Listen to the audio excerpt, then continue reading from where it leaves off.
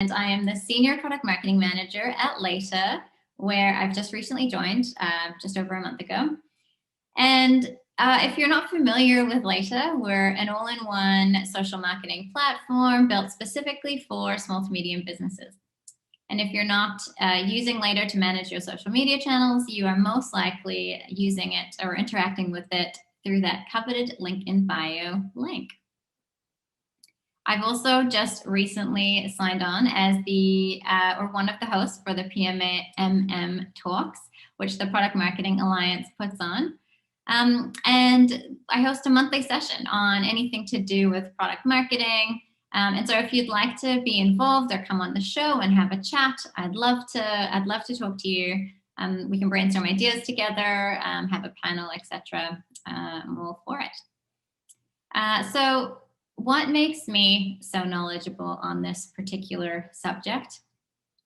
As I mentioned, I'd only just started at Later, so actually most of my Sunset experience is in my previous roles, which were more in the B2B enterprise SaaS space, where sales enablement was a really huge portion of that and obviously affected how we kind of did the rollout for a launch or a sunset. And I love sunsets. I think they're super important, and I think we need to change the narrative on turning it from a negative thing into a positive thing, because there's obviously great things. And I guess one of the reasons I love sunsets so much is because I'm fairly organized. I can't handle clutter. If I buy something, I want to get rid of something. And so I think for me, like product sunsets make me so happy because you're really focusing in on the stuff that works really well. So hopefully by the end, you'll come along this journey with me. So the term end of life, for obvious reasons, is kind of going out of fashion a little bit. And I think people in the industry are looking to also change the narrative around the negative connotations with sunsetting a product. It's not an end of life. And the reason I love the term product sunset is a sunset is a lovely thing. It brings out the crowd, everyone loves it. And it should be celebrated. End of lifing or sunsetting a product is not a bad thing. We've learned a lot of things on the way. Other terms that are quite common is retiring a product, unshipping, removing a product or feature from your suite, or to deprecate it. So let's make a pact here. I want us all to change the narrative on sunsets and really not see them as a failure, because they're not. And we should really be celebrating retiring a product or feature just as you would a launch. So incentivizing teams that way, it's not a wasted effort. There's so much learning that happens. We know so much more about our customers. And so I'd really like to make the case here to change the narrative and turn it into a really positive thing. So why would you want to unship or sunset a product or feature? I love this high-level example by Reforge. If you haven't heard of Reforge, you should totally check them out. Such a great resource and a wealth of knowledge for product marketers and product managers and a whole bunch of other roles, to be honest. And so there's lots of reasons, as you can see here. And the ones that I've come across the most are strategic alignment. And this is arguably the most important one. Misalignment to the company strategy is an important reason to get rid of a product or feature. I've had features that are buggy, so they've maybe been stagnant or left for a little while, and then they're providing a kind of a bad experience for our customers. And then I've had ones that are too niche, so maybe only a small set of our customers are using them. And to be honest, I've been in times where all three of those cases are true, which makes for an easier case to sunset a product. So let's get into it. I'm going to take you through my sunset go-to-market framework, and it's really 6 steps that you want to consider or think about as you're going through kind of everything from the sunset conversation through to the execution to your customer base. Stakeholder alignment. So sunsetting a product is a whole company effort, which generally means there's a lot of stakeholders, which us product marketers are very familiar with. And so you really want to make sure you pull together stakeholders from each team and then that you appoint a decision maker. This is going to help make sure that you're considering all the different perspectives and getting all the information you need to know exactly what the right rollout strategy is and the messaging. You want to catch any red flags like right off the get-go, and if there's any big things that you need to address. And most importantly, just to get buy-in. Very rarely does everyone agree on whether or not a feature or product should be sunsetted. And by bringing everyone together and giving everyone a chance to tell you their thoughts and to be part of that decision, will make sure that you get buy-in within that group, but then also as you disseminate that decision throughout the organization. To create that alignment, obviously you need to level up to something, and you need to have some kind of decision-making criteria. And so it's really important to set the stage on your company strategy. Being really clear on what that is so you can see if this particular feature or product aligns, and really decide on the sunset criteria, whether, for a particular thing, it's revenue, it's a usage, it's misalignment with company strategy, is it so buggy? There's a lot of things, but you want to make sure that you really set the stage here so that you're all aligned from the get-go. And be cognizant that whilst I am making a case to turn the sunset into a positive thing, which needs to happen at all levels of the organization, it can be a bit of a sensitive subject for some. They might see their career growth or opportunities have been tied to the launch of a specific feature or the success of one. So you want to be cognizant of that when you're having those conversations with different stakeholders, and then towards the end, as you get into more of the communication side and messaging with your internal teams. But this is why turning it into a positive thing is really important, and celebrating sunsets as you would a launch, which I mentioned earlier. I've even seen like some teams are incentivized on sunsetting as they would be at launch, so that product managers can make that decision, or product marketing managers as well, when you're in that together.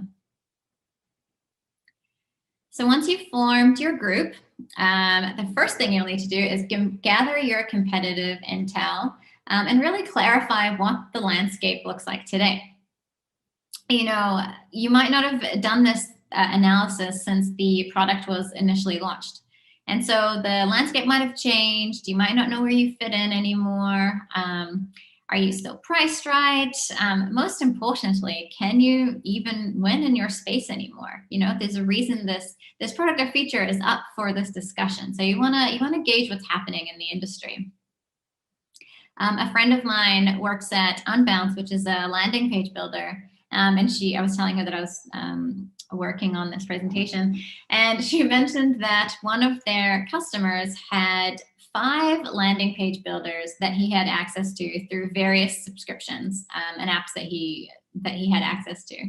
And he was only using Unbounce for his landing page as his main landing page builder. So do all of those other 4 need to exist? Probably not all of them. And is it table stakes, or is this feature something your customers think they're going to grow into? And what I mean by that is when a customer is making that decision, or the buyer is making that decision to go with you, is this something that they need to see? Does it need to be listed on their website just for you to even be part of that consideration process? Do they maybe think that it's something they'll grow into? And so they want to see that there, but they might never, they think it's going to be something they use, and they never actually end up using it. I've been in a situation where that was the case. We had one product.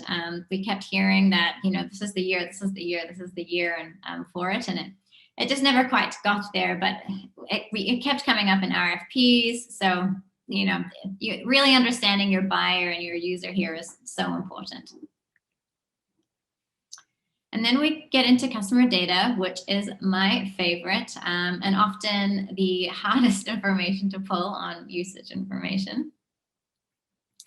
And I've crossed out product adoption here and put in product active usage, is because just because a client or customer has something enabled doesn't mean they're actually using it. So you really want to get the right data here, so you can see who is actually using this product. And active in your company, might mean different things. Like it could be logging in once a day. It could be posting to Instagram a few times a week. Whatever that criteria is, agree on it as a company to really segment your information and see who is actually actively using this product. And then once you've got that, are they the right customers that are using it?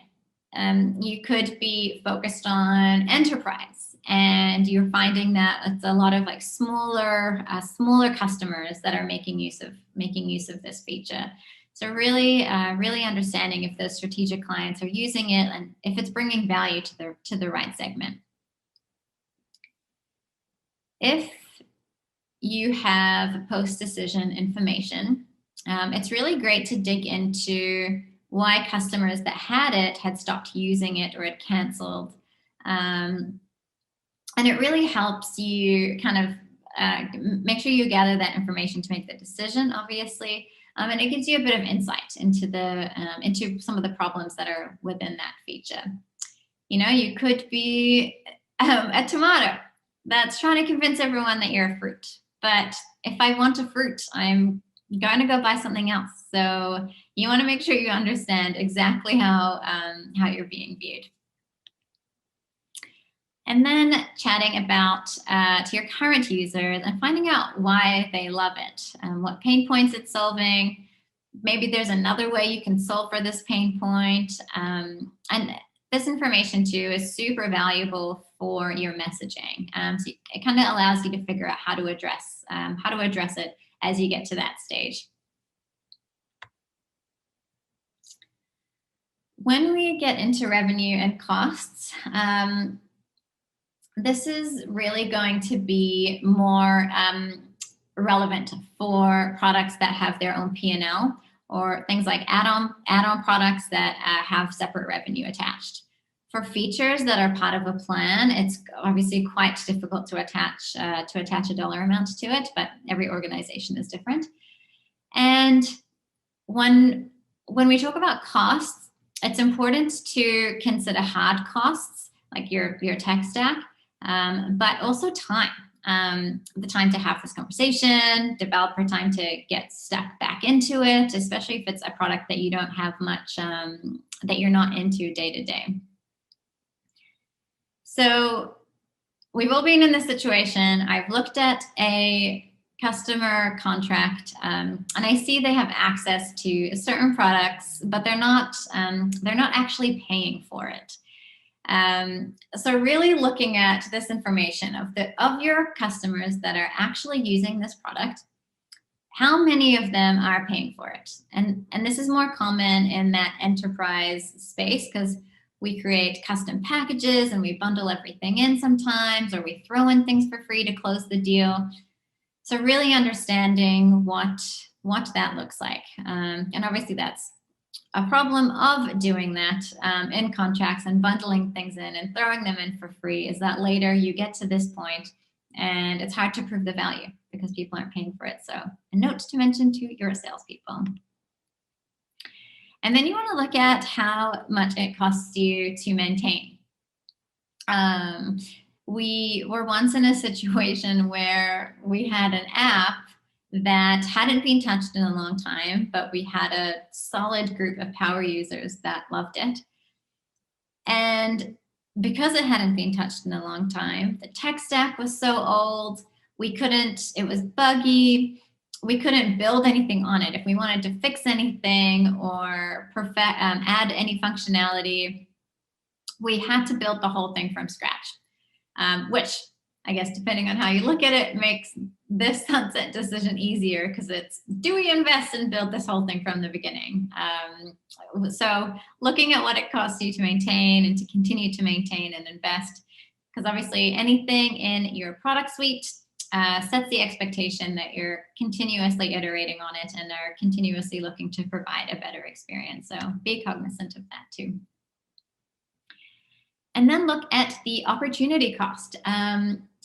Often the conversation around a sunset is why we shouldn't sunset, why we shouldn't end of life, why we need to keep it, here's the positive impact. But it's also important to look at the flip side of that. What could all our teams be working on instead if we freed up their time? What could we build? Obviously, our roadmap is like filled with things that we can't get to. Is there a whole new vertical that you're considering? Whatever that is, like create the positive spin on that, so you can understand, so that you're really kind of comparing apples to apples. It's not just about losing something; it's about creating an opportunity for something else. And you've got all this knowledge that you've learned from this example that you're going to transfer to other areas of the business. When we get to this section, messaging and segmentation, at this stage, the decision to sunset has officially been made. And you might get to the stage and be like, you know what, actually, after doing the competitive analysis, there's actually a play for us here that we hadn't considered. So doing that research is valuable regardless. It really just allows you to level set again on where this feature fits in within your market, within your customer base, and what you want to do going forward.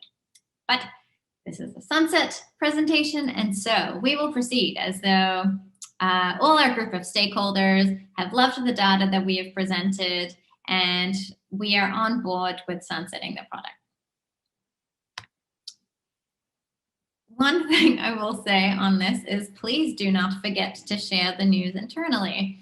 You know, we often get so wrapped up on our go-to-market and market being customers that we forget to share the news internally and bring our own team and company in on that decision making.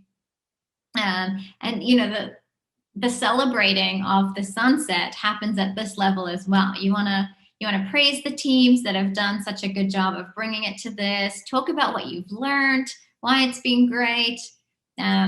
Be transparent about the reasons why it hasn't worked out. Like, what great learnings that you can share with the team. And then talk about the opportunity. What is this going to free everyone up to do? And get everyone excited about that. And once you've done that, you move on to the customer, and same thing. Be transparent with them on the decision and share what you'll be investing in instead. You know, that could look like showing them a high-level roadmap that have, you know, more themes, and you're not talking about specific features. We, on one sunset I was working on, what we decided to do was, after we sent out the communication, we invited our strategic clients to have a fireside chat with us and our leadership team and our product team. And the reason we wanted to do that is we didn't want them thinking about the sunset in a negative way. And this was quite a big product, so we wanted to go a little bit extra for it. And it allowed, what we wanted to do is bring them in and give them the opportunity to ask questions about why, where we'll be investing in instead. And obviously the areas that we're investing in are things that they want. Like we're investing in areas that can help them grow their business. And, you know, they understand we can't do everything. Your customers will understand that. You can't do everything well. And so you're really focusing on this particular area or this group of areas to spend your time. And then you want to segment to provide the right level of attention and care. So you can send the same email blast out to everyone, unfortunately, as easy as that would be. You've got power users, you've got your strategic clients, you've got clients that your client managers might have really good relationships with. And so you really want to give the right level of care to each group. I find what can be helpful here is giving client managers a list and having them decide how they want to proceed. You'll obviously have an idea of who your strategic clients are, and you're going to give them that VIP treatment no matter what. And then you can let your client managers decide what the best thing is for the remaining. And goes without saying, obviously create that narrative, a consistent narrative of the messaging through email, through the one-on-one conversations, through the fireside chat. Whoever is going to be having those conversations or creating your content, make sure you're providing your positioning as you would for a launch to make sure you get that consistency and that message goes out as you had planned. For client managers that are having one-on-one conversations, create talking points for them. Are there different configurations that you need to consider? So some clients might have to do this, some might have to do this, some might have to do this. Outline that so they're armed and ready to have the conversations, and anticipate any Q&As, just so that they feel confident in what's happening, and they're portraying this as a good news story. You know, if they don't know anything, they might set a more negative tone, or if there's so much uncertainty, it might not set the right message. And then we get into timelines and rollout, which is where project management heaven, I guess. So you want to set clear timelines for the entire sunset period. That being when different milestones are, when you need to send out reminders where when the final sunset date is, and then what needs to happen after the sunset. Don't forget to close off workflows or end subscriptions or delete data or save data or whatever that might be. Make sure you're really thinking about this end to end. Oh, and obviously when you're going to share internally with your staff as well. And then you want to segment here as well. And the reason you want to do that is because you've got leads, you've got new customers that have just signed on and getting access, and then you've got long-term customers that have been using it, and they're the ones you're going to create a good timeline for.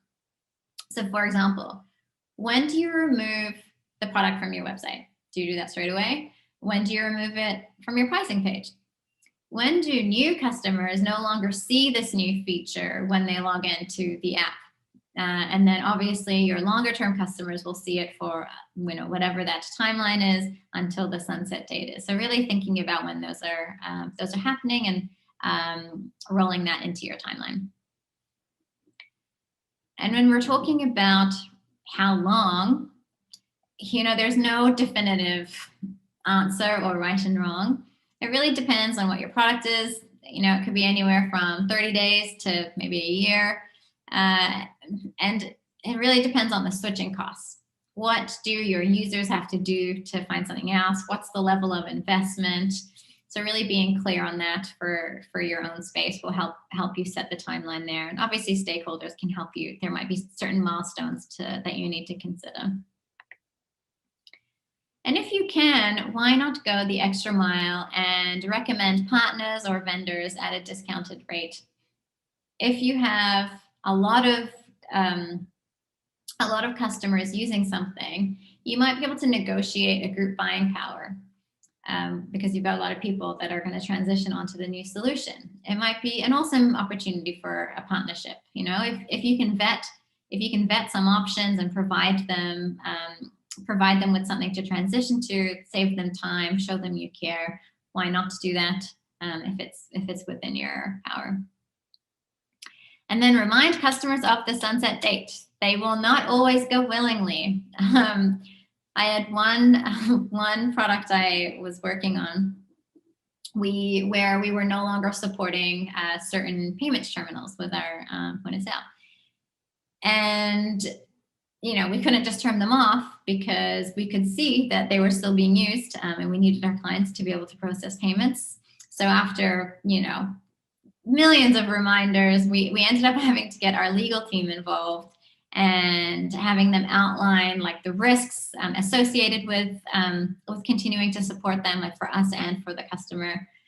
So depending on what your space is, be aware that you might have to extend your timeline or pull different levers.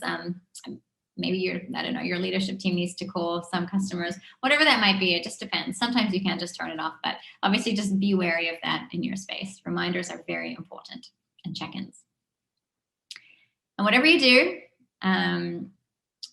do not tell your customers that you're going to sunset a product or feature and then forget to sunset said product or feature.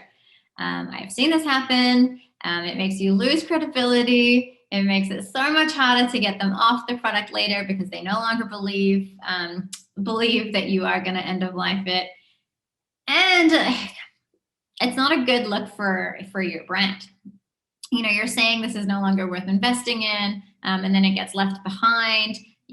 What does that say about the things that you are continuing to invest in? So really make sure that you follow that end to end and make sure all workflows are done before moving on to another product. If you use a project management tool, I like to load all this stuff in right at the beginning so that you have reminders to turn off workflows and everything like that. So it's not based on just purely remembering.